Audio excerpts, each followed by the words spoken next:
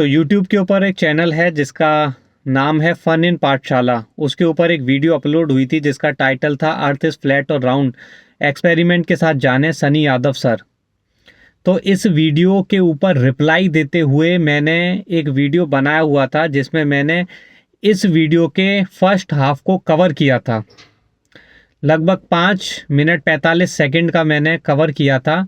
तो आज की इस वीडियो के अंदर हम इसके आगे का कवर करेंगे, latter half of this video cover करेंगे। तो इससे पहले वाले पार्ट के अंदर सनी यादव जी हमें एरोस्टेथनीज के एक्सपेरिमेंट का अपना वर्जन कुछ करके दिखा रहे थे। तो आइए हम वहीं से इस वीडियो को रिज्यूम करते हैं। साइन और अलेक्जेंड्रिया के बीच में एक ही समय पर दो पोल गाड़े थे और उसकी परछाई नहीं थी। पर मैं अपने भारत के मैप पर करके दिखा रहा हूं, जहां पर मैंने ये दो पेन ले लिए हैं जिनकी इक्वल शेप है। अब मान के चलो अगर अर्थ फ्लैट है, मुझे एक बात समझ में नहीं आई कि मान के चलो कि अगर अर्थ फ्लैट है तो अर्थ फ्लैट है या राउंड है, ये तो आपको कंक्लूजन निकालना है। ये आप मान के कैसे चलोगे? जो आपको रिजल्ट निकालना है वो आपका एजम्पशन कैसे हो सकता है? जो चीज़ आपको पता करनी है वही आप कैसे एज्यूम कर सकते हैं? और इनका जो तर्क है उसको भी मैं अभी बताऊंगा उसमें क्या गलती है, लेकिन पहली गलती मैंने आपको ये बताई। और आप देख रहे हो वो परछाई एकदम इक्वल आ रही है। लेकिन धीरे धीरे मैं अगर इस मैप को ऊपर उठाता जाऊं यानी कि अपने अर्थ को गोल करता जाऊं, तो इनकी परछाइयों पर आप अंतर देख सकते हो। कितना अंतर आ रहा है, एक छोटी हो गई है, एक बहुत बड़ी हो गई है। अब इसी चीज को मैं बॉल पर रख के दिखाता हूं तो आप पता कर पाओगे कि एक पेन की परछाई बहुत ज्यादा बड़ी है, एक पेन की परछाई बहुत ज्यादा छोटी है। एक पेन की परछाई बहुत ज़्यादा बड़ी है, एक पेन की परछाई बहुत ज़्यादा छोटी है। तो इससे क्या सिद्ध हो रहा है? परछाई अलग अलग लंबाई की बन रही है एक ही साइज के ऑब्जेक्ट की। तो इससे आखिरकार सिद्ध क्या हो रहा है, मुझे आप ये बताइए। एक लोकल लाइट सोर्स के साथ भी दो वस्तुएं जिनकी लंबाई सेम है उनकी परछाई की लंबाई अलग अलग बन सकती है। जिस प्रकार से आप ये स्क्रीन के ऊपर एक फोटोग्राफ देख रहे हैं इसमें दर्शाया गया है। तो जिस वस्तु के ऊपर लाइट सोर्स रखा होगा उसके परछाई की लंबाई छोटी होगी और जिस वस्तु से लाइट सोर्स की दूरी अधिक होगी उसके परछाई की लंबाई भी अधिक होगी। सिंपल सा लॉजिक है। तो इसमें परछाई की लंबाई अलग अलग बन रही है। इससे जिस सतह के ऊपर वो वस्तु रखी है उसमें मुड़ाव है या नहीं है ये कहाँ से सिद्ध हो रहा है? क्योंकि अभी जो मैं आपको ये फ़ोटो दिखा रहा हूँ इस फोटो के अंदर भी जो सतह है वो बिल्कुल फ्लैट है, बिल्कुल ही फ्लैट है। तो इस फ्लैट सतह के ऊपर भी परछाइयों की लंबाई अलग अलग बन सकती है दो ऑब्जेक्ट्स की जिन दोनों ऑब्जेक्ट्स की लेंथ सेम है। तो इससे कुछ भी सिद्ध नहीं होता है, इसको समझिए पहले आप। यही चीज करके दिखाई थी एरस्थनीज ने। उन्होंने बताया कि अलग अलग पॉइंट पर एक ही समय पर दोनों पोल की जो परछाई है वो सेम नहीं है। इसका मतलब अर्थ जो है गोल है, क्योंकि अगर अर्थ फ्लैट होती तो सूर्य की जो रोशनी आ रही है उससे बनने वाली परछाई दोनों पोल पर एक समय पर एक जैसी होती। क्यों होती? अगर अर्थ फ्लैट होती तो दोनों पोल्स जिनकी हाइट सेम है, जिनकी लंबाई सेम है, एक लोकल सन के साथ अलग अलग परछाइयों की लंबाई बना सकते हैं, जैसा कि ये डेमोस्ट्रेशन मैंने आपको अभी करके दिखाया था। उसी प्रकार से फ्लैट अर्थ के ऊपर क्योंकि सन एक लोकल एंटिटी होता है, सन काफ़ी करीब होता है, और ये भी छोड़ दीजिए आपके करीब होता है, कितना करीब होता है इसको भी अगर आप छोड़ दीजिए, मेन चीज़ है कि सन से जो रेज निकल रही हैं, तो सन से जो रेज निकल रही हैं वो रेज पैरेलल नहीं होती हैं, जैसा कि एरोस्टेथनीज ने अपने एक्सपेरिमेंट के करने के दौरान माना था। एरोस्टेथनीज ने पता नहीं किस चीज़ का नशा करा था कि उसने ऐसा एज्यूम कर लिया कि सन से निकलने वाली रेज पैरेलल होती हैं, जबकि रियलिटी में आज तक पैरेलल सन रेज सन से निकलती हुई किसी ने भी ऑब्जर्व नहीं करी है। और ये बुद्धिहीन सनी यादव बिना अपना दिमाग लगाए रट्टू तोते की तरह एरोस्टेथनीज ने जो बिना सिर पैर की बात बक दी उसी को रिपीट करने आ गया ये बुद्धिहीन। आज के मॉडर्न जमाने में हमें सब पता चल गया कि अर्थ गोल है और चक्कर किसकी काट रही है।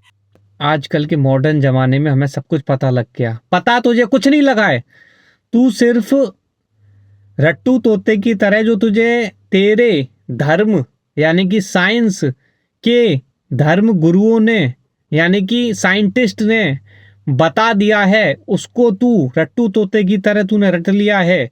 तो इसे पता लगना नहीं बोलते हैं बिल्कुल भी। कल को तेरे साइंस के बाबा यानी कि साइंटिस्ट कुछ और बता देंगे तो तू रट्टू तोते की तरह वो बकने लग जाएगा। आपने प्रूफ तो देख ही लिया। आपने प्रूफ तो देख ही लिया। ये कौन सा प्रूफ था भाई? किसी की बताई गई बातों को मुंह से रिपीट कर देना, बक देना, ये कोई प्रूफ थोड़ी होता है, वो भी बिना सिर पैर की बात। जैसे मैंने आपको सिद्ध किया ना कि एरोस्टेथनीज का जो एजम्पशन था उसने सन की रेस को पैरेलल माना था, वो एजम्पशन ही क्योंकि गलत था। ठीक है, वो एजम्पशन ही गलत है भाई। सन की रेस कहाँ से आ रही पैरेलल? कहीं से भी पैरेलल नहीं आती सन की रेस, है ना। आप आसमान से बादलों में से किरणें निकलते हुए देख लो, कहीं से भी कहीं भी पैरेलल नहीं आती है सन की रेस। सन की रेस तो डाइवर्जेंट होती है। तो एरोस्टेथनीज का जब एजम्पशन ही गलत था, ठीक है, तो सिद्ध क्या होगा? खाक, कुछ भी सिद्ध नहीं होगा उससे। और दूसरी चीज मैंने आपको बताई कि किस प्रकार से एक लोकल लाइट सोर्स से भी सेम लेंथ के पोल्स अलग अलग परछाई की लंबाई बना सकते हैं। तो एरोस्टेथनीज की बात से कुछ भी सिद्ध नहीं होता है।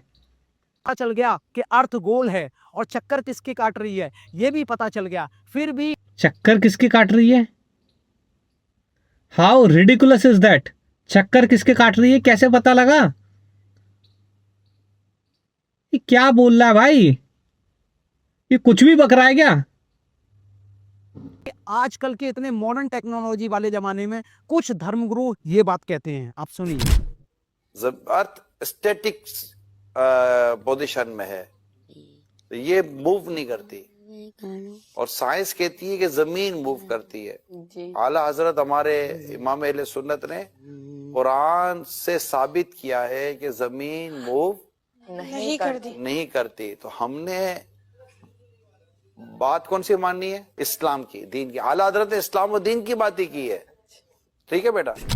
आपने देखा तो भाई बात ऐसी है कि कुरान में धरती चपटी लिखी है, अच्छी बातें लिखी है तो ठीक है, नहीं लिखी होती तब भी मुझे कोई फर्क नहीं पड़ने वाला था, लिखी है तो भी मुझे इससे कोई फर्क नहीं पड़ता।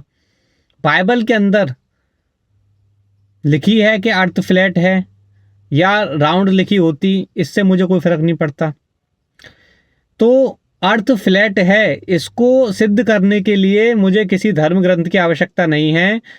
ऑलरेडी हमारे पास बिना किसी धर्म ग्रंथ के बहुत सारे प्रमाण हैं। अगर आपको वो देखने हैं तो स्क्रीन पे आपको वीडियोस दिख रहे होंगे, इन प्रमाण को जाके देखिए, समझिए, सुनिए।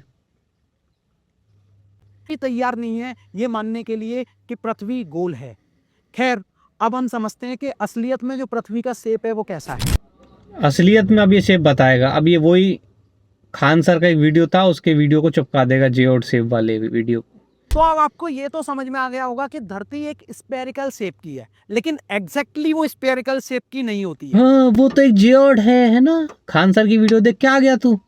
ये है आपकी पृथ्वी, ये ओरिजिनल पृथ्वी है। अभी मैं बताऊंगा आपको कि धरती का बाकी में शेप कैसा होता है। इस तरीके का शेप होता है धरती का। इसी पृथ्वी पे बड़ा बड़ा महासागर है, समुद्र है, धंसा हुआ अंदर है, और इसी पृथ्वी के ऊपर बड़े बड़े विशाल पर्वत है। क्योंकि धरती में कहीं समंदर भी है, कहीं पर्वत भी है। गया तो देखिए, इस तरह से जो पृथ्वी है, इसमें अगर आप देखेंगे तो ये वाला एरिया जो है उठा हुआ है और यहाँ वाला एरिया धंसा हुआ है। अब बड़े ध्यान से सोचो आप, यहाँ पे देखो, मान लो यहाँ पे पहाड़ है, यहाँ समंदर है, ठीक है। आपको मेरा चेहरा गोल लगता है, इसमें अगर आप देखेंगे नाक उठा हुआ है, आंख कम धंसा है। अब ये मेरा मुंह है, ये गोल तो नहीं है लेकिन गोल जैसा दिख रहा है। एवरेज नियम कहते हैं कि धंसा वाले से थोड़ा उठा के उठा हुआ से तनी सा नीचे करके, यानी इन दोनों के बीच में एक शेप ले जाते हैं। तो देखिए ये जो रेड लाइन गई है, ये रेड लाइन ये उठा हुआ से कम है और धंसा हुआ से ज़्यादा है। तो ये एवरेज लाइन जो खींच दिया गया है ना, ये एवरेज लाइन वाली आपकी आकृति गोल दिखती है। अगर लेकिन इसका एवरेज शेप लिया जाए, ऐसे एवरेज शेप ऐसे लिया जाए, एवरेज ऐसे, मतलब जो ऊपर उठा हुआ हिस्सा है उसे थोड़ा दबा दो और जो दबा हुआ हिस्सा है थोड़ा सा उसे ऊपर कर दो, जो एवरेज आकृति को गोल कर देता है उस शेप को हम कहते हैं जियोड। तो ये जो लाइन वाला हिस्सा है इसको बोलते हैं जियोइड शेप, जियोइड शेप। वो जैसे खान सर ने एग्जांपल दिया था ना कि हमारा माथा है यहाँ पे यहाँ से चपटा आई, नाक उठी हुई है, उसने बोला था ना ऐसा कुछ, वो इसने देख के आ गया, इसके साफ साफ चेहरे का एग्जांपल दे रहा है दोबारा से। इसी से पता लग जाता है कि इसकी क्या औकात है। ये 2 नंबर का रट्टू तोता है। एक वीडियो इसकी देख ली, 2 वीडियो इसकी देख ली, 3 वीडियो इसकी देख ली और मुंह उठा के वीडियो बनाने आ गए बिना दिमाग अपना लगाए। खान सर की जिस वीडियो को सनी यादव ने टीपा है उस वीडियो के ऊपर भी हम एक रिप्लाई वीडियो बना चुके हैं। ये आपको स्क्रीन पे वीडियो दिख रहा होगा, इसका लिंक आपको डिस्क्रिप्शन में मिल जाएगा, आप जाके उसे भी देख सकते हैं। तो फिर केपलर्स की काफी सारे लॉ आए, उसमें उन्होंने बताया कि अर्थ जो है वो एलिप्टिकल शेप की है, एलिप्टिकल शेप की है। तो फिर केपलर्स की काफी सारे लॉ आए, उसमें उन्होंने बताया कि अर्थ जो है वो एलिप्टिकल शेप की है। इसने फर्जी विज्ञान को भी ढंग से नहीं पढ़ा है इस कंजड़ ने। केपलर के जो लॉ थे वो प्लेनेटरी मोशन के ऊपर थे। प्लैनेट्स की जो वो होते हैं, केपलर ने ऐसा बोला था कि जो प्लैनेट्स के जो पाथ होते हैं वो इलिप्टिकल होते हैं, ना कि प्लैनेट की शेप इलिप्टिकल होती है। कहाँ से आ जाते हैं ऐसे अनपढ़ बुद्धिहीन यूट्यूब के ऊपर बेशरम लोग। 2 कौड़ी की नॉलेज नहीं है, चुपचाप घर में बैठना चाहिए, मुंह बंद करके समझना चाहिए, सत्य को खोजना चाहिए, नहीं अपनी मूर्खता का प्रदर्शन करने आ जाते हैं यूट्यूब के ऊपर। भूगोल, तो हमने तो यही बता दिया कि भूगोल है भैया हमारा सब्जेक्ट, भू मतलब धरती, गोल है हमारी, ठीक है, गोल है हमारी, गोल है हमारी। अब एक कंजड़ अनपढ़ बुद्धिहीन, फुटबॉल गोल होती है, थाली भी गोल होती है भाई, थाली भी तो गोल है, वो क्या फुटबॉल के शेप की है? थाली भी गोल है, वो तो फुटबॉल के शेप की है नहीं। सिक्का गोल है, वो तो फुटबॉल के शेप का है नहीं। कड़ा गोल है, वो तो फुटबॉल के शेप का है नहीं। तो गोल से तो 3 शेप आती हैं, सर्कल भी गोल होता है, डिस्क भी गोल होता है, स्फीयर भी गोल होता है।